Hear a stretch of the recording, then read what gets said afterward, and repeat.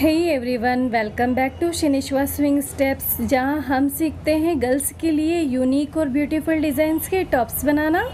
आज के वीडियो में हम बनाने जा रहे हैं ये ब्यूटीफुल सा यूनिक स्लीव डिज़ाइन टॉप, वो भी बहुत ही आसान तरीके से। तो वीडियो शुरू करते हैं। ये टॉप बनाने के लिए यहाँ पे मैंने सिर्फ 2.5 मीटर जॉर्जेट फैब्रिक लेके रखा हुआ है, और चूँकि जॉर्जेट फैब्रिक हमारा ट्रांसपेरेंट है तो इसके लिए यहाँ पे मैंने लाइनिंग फैब्रिक भी लेके रखा हुआ है।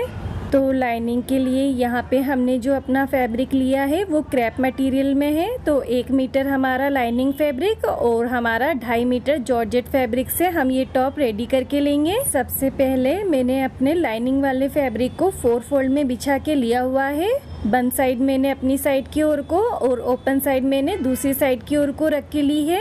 अब ये जो बंद साइड है इससे अंदर की ओर को हमें अपने शोल्डर के लिए मार्किंग करते हुए लेना है। शोल्डर मेरे मेजरमेंट में 14 इंचेस पर आता है, तो इसका हाफ यहाँ पे मैं 7 इंचेस पर अपनी मार्किंग करते हुए लूँगी।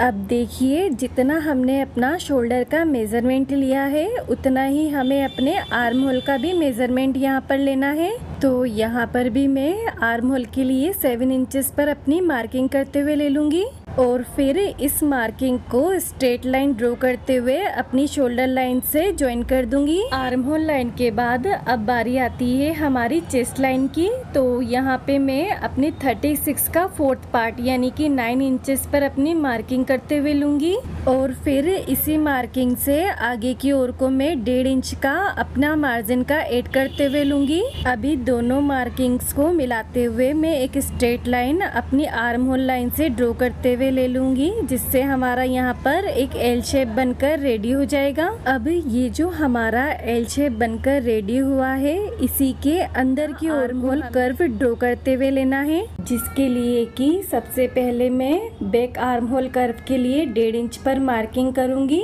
और फ्रंट आर्म होल कर्व के लिए 1 इंच पर मार्किंग करूंगी। यहाँ पर मैंने अपनी दोनों ही मार्किंग के बीच में सिर्फ आधा इंच का गैप रखा है। अब हम इन दोनों पॉइंट्स को मिलाते हुए इस एल शेप के अंदर की ओर को अपना कर्व शेप ड्रॉ करते हुए ले लेंगे। इसके बाद अब हमें देखना है अपने टॉप की लेंथ को, जिसके लिए कि यहाँ पे मैं 23 इंच पर अपनी मार्किंग करूंगी, क्योंकि मुझे 22 इंच पर अपना टॉप रेडी चाहिए। अब इसी लेंथ मार्किंग पर हम अपने हिप का मेजरमेंट की मार्किंग करते हुए लेंगे, और यहाँ पर भी हम पहले की तरह ही अपने मार्किंग से आगे की ओर को 1.5 इंच मार्जिन की मार्किंग कर देंगे।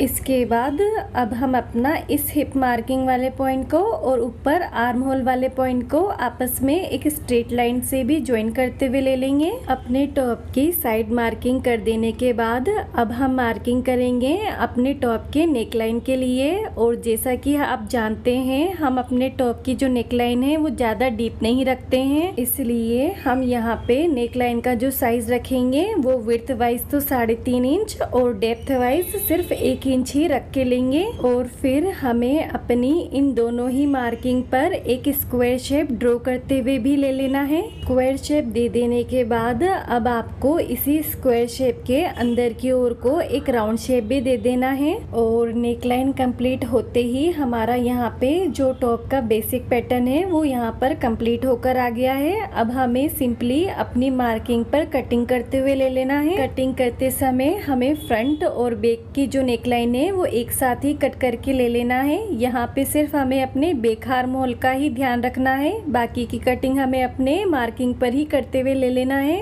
कटिंग हो जाने के बाद यहाँ पे मैं अपने टॉप का जो बैक पैनल है उसे रिमूव कर दूंगी और फ्रंट पैनल को फिर से सेट करते हुए ले लूँगी, क्योंकि यहाँ पे हमें अपने फ्रंट पैनल में कुछ ज़रूरी चेंजेस करने हैं। तो यहाँ फ्रंट पैनल में सबसे पहला जो चेंज है वो हम अपनी लेंथ में करते हुए लेंगे। हमने यहाँ पर 23 इंचेस पर अपने टॉप की लेंथ रखी थी, जिसमें से हम 6 इंच माइनस करते हुए 17 इंचेस पर एक लाइन ड्रॉ करते हुए ले लेंगे, और फिर इसी लाइन पर कटिंग करते हुए हम अपना जो फ्रंट पैनल है उसकी लेंथ को छोटा कर देंगे। लेंथ को यहाँ हमने छोटा क्यों किया है ये मैं आपको बाद में बताती हूँ। अभी हम कटिंग करेंगे अपने फ्रंट आर्म होल की, जिसके लिए मैं अपने फ्रंट पैनल को अपनी साइड की ओर को घुमा दूंगी और इसमें ये जो हमने 1 इंच पर मार्किंग करते हुए लिया था उस पर ही मैं कटिंग करते हुए जाऊंगी। यहाँ पर मैंने लाइनिंग के फैब्रिक पर फ्रंट पैनल की कटिंग के साथ ही अपने मेन फैब्रिक पर भी लाइनिंग फैब्रिक रखते हुए मेन फैब्रिक की कटिंग कर दी है। इसके बाद हमें अपने फ्रंट पैनल का लाइनिंग फैब्रिक और मेन फैब्रिक को आपस में सिलते हुए रेडी कर देना है और आगे बढ़ना है अपने बैक पैनल की ओर को।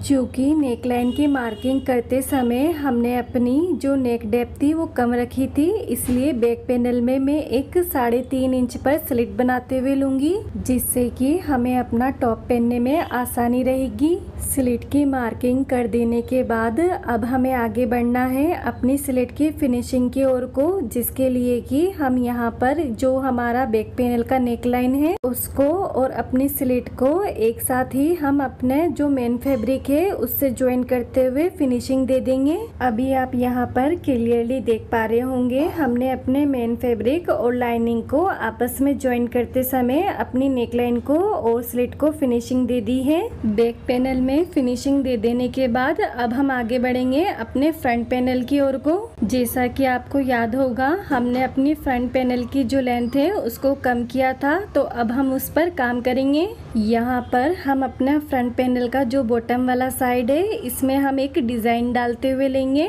जिसके लिए कि यहाँ पे मैंने एक फैब्रिक स्ट्रिप कट करके रखी हुई है। और अगर मैं बात करूँ इसकी विड्थ की और लेंथ की, तो यहाँ पे जो मैंने अपनी स्ट्रिप है वो 12 इंच पर कट करके ली है। अब आप पूछेंगे 12 इंच ही क्यों? क्योंकि आपको याद होगा हमने फ्रंट पैनल में जो कटिंग की थी वो अपनी 6 इंच तक की थी, इसलिए यहाँ पे हमने इसका जस्ट डबल 12 इंच करते हुए लिया है। अब हम अपनी पट्टी पर डिजाइन की शुरुआत सबसे पहले बॉक्स प्लेट बनाते हुए लेंगे और ये जो बॉक्स प्लेट है वो लगभग मैं यहाँ पर 1 इंच पर रेडी कर बॉक्स प्लेट बना देने के बाद अब बनाएंगे हम अपनी मेन प्लेट। तो बॉक्स प्लेट के जस्ट नीचे की ओर से हम अपनी प्लेट्स बनाना शुरू करेंगे और यहाँ पे हम अपनी सभी प्लेट्स का डायरेक्शन नीचे की ओर को यानी कि डाउन साइड की ओर को करते हुए लेंगे। अभी यहाँ पर मैं अपनी सभी प्लेट्स बनाते समय पिन अप करती हुई जाऊंगी ताकि मेरी जो प्लेट्स है वो यहाँ पर बिगड़े नहीं और साथ ही हमें पिन अप करने से सिलाई करने में भी आसानी रहेगी। तो आप यहाँ पर क्लियरली समझ पाएंगे कि किस तरीके से मैं अपने फ्रंट पैनल का जो बॉटम है उसको रेडी करते हुए ले रही हूँ। आप यहाँ पर चाहे तो अपनी प्लेट्स का जो स्टाइल है वो भी बदल सकती है, जैसे कि नाइफ प्लेट, अकोर्डियन प्लेट या बॉक्स प्लेट देते हुए अपने बॉटम को यहाँ पर एक अलग ही तरीके से फिनिशिंग दे सकती है। और यहाँ पे मेरी ये बॉटम की बेल्ट बनकर रेडी हो गई है। अब हम इसको साइड से सिलाई करते हुए फिनिशिंग दे देंगे, लेकिन इससे पहले हम यहाँ पर इसको एक बार मेजर करके देख लेते हैं। और जैसे कि हमने अपने फ्रंट पैनल में 6 इंच कम किया था, तो यहाँ पे हमने अपनी बेल्ट भी 6 इंच पर ही रेडी कर दी है। यहाँ पर आपके लिए एक छोटी सी और खास टिप्स, अगर आपकी बेल्ट छोटी या बड़ी पड़ती है तो हमने अपनी बेल्ट बनाते समय जो फर्स्ट वाली बॉक्स प्लेट बनाई थी हम उसे छोटा या फिर बड़ा करते हुए अपने बेल्ट के साइज को कम या ज्यादा कर सकते हैं। तो देखिए यहाँ पे मैंने अपनी बेल्ट में साइड की सिलाई लगाते हुए इसे रेडी कर दिया है और साथ ही ऊपर जो बॉक्स प्लेट बनाई थी उसे भी मैंने ओपन कर दिया है। अभी जो मेरी प्लेट्स है वो सिर्फ नीचे की ओर को है। यहाँ पर अपनी बेल्ट में साइड की सिलाई लगा देने के बाद भी मुझे यहाँ पर एक प्रॉब्लम फेस करनी पड़ रही है। जब मैं इसको इस तरीके से खड़ा कर रही हूँ तो मेरी जो प्लेट्स है इसका फोल यहाँ पर खराब हो रहा है। तो इसके लिए भी यहाँ पर मैं एक छोटी सी ट्रिक फॉलो करूंगी। इसके लिए हमें अपनी बेल्ट को रॉन्ग साइड की ओर को टर्न कर देना है और फिर इसका ये जो प्लेट वाला हिस्सा है इसे ऊपर की ओर को हमें आधा इंच सिलाई करते हुए ले लेना है, जिसके बाद कि हमारी बेल्ट खड़े करने पर भी इसका जो फोल है वो यहाँ पर खराब नहीं होगा। यहाँ पर मैंने फ्रंट पैनल को फिर से बिछाते हुए ले लिया है, क्योंकि मुझे अपने फ्रंट पैनल के बॉटम में बेल्ट को ज्वाइन करते हुए लेना है। अब यहाँ पर मैं अपनी रेडी की हुई बेल्ट को ले लूंगी और टॉप का राइट साइड और बेल्ट का राइट साइड दोनों अंदर की ओर को करते हुए अपनी बेल्ट पर एक सिलाई दे दूंगी। तो यहाँ पे मैंने अपने फ्रंट पैनल के बॉटम में बेल्ट को ज्वाइन करते हुए ले लिया है। फ्रंट पैनल की फिनिशिंग दे देने के बाद अब हमें आगे बढ़ना है अपने बैक पैनल की ओर को। यहाँ पर हमारे पास जो टॉप का बैक पैनल है उसके बॉटम की साइड की ओर को आप क्लियरली 3 लाइन खिंची हुई देख रहे होंगे। ये तीनों लाइन हमने 1.5 इंच की दूरी पर ड्रॉ करते हुए ली है और इन्हीं 3 लाइंस पर हमें अपनी ये जो पतली वाली इलास्टिक आती है उसे ज्वाइन करते हुए भी ले लेना है। अभी हमने फ्रंट पैनल पर जो बॉटम की साइड डिजाइन दी है उसका पूरा लुक हमारी बैक साइड में ये जो रबर हम लगाएंगे इसी पर डिपेंड करता है। तो देखिए यहाँ पे मैंने अपने बैक पैनल में इलास्टिक लगाते हुए ले लिया है और इसी इलास्टिक की वजह से जब हमारे फ्रंट पैनल की जो प्लेट्स है वो पीछे की तरफ स्ट्रेच होकर आएगी, इससे उसका जो लुक है वो काफी अच्छा आएगा।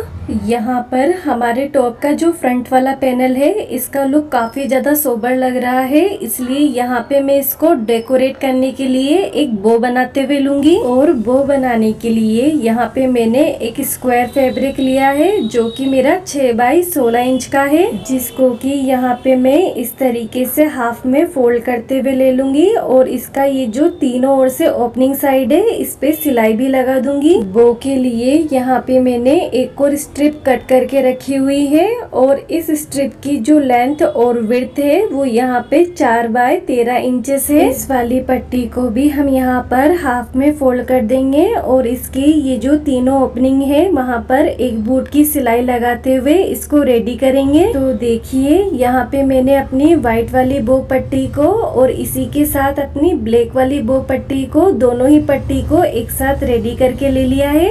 अभी हमें यहाँ पे अपना बो रेडी करना है, जिसके लिए मैं अपनी ये जो ब्लैक वाली पट्टी है इस पर छोटी छोटी प्लीट्स को भरते हुए लूंगी और साथ ही अपनी प्लीट्स को सिक्योर करने के लिए यहाँ पे मैं प्लीट्स लगाने के साथ ही इस पर पिन अप भी करती जाऊंगी ताकि हमारी जो प्लीट्स है वो खुले नहीं। तो देखिए यहाँ पे हमने अपना बो रेडी कर लिया है। अब हम यहाँ पर एकदम सेंटर की ओर को सिलाई दे देंगे और अपने पिन्स को रिमूव कर देंगे और इसी के साथ यहाँ पर भी जिस तरीके से हमने अपनी ब्लैक स्ट्रिप में बो रेडी करते हुए लिया है उसी तरीके से व्हाइट स्ट्रिप में भी प्लीट भरेंगे हम और अपना छोटा वाला बो भी रेडी करते हुए लेंगे।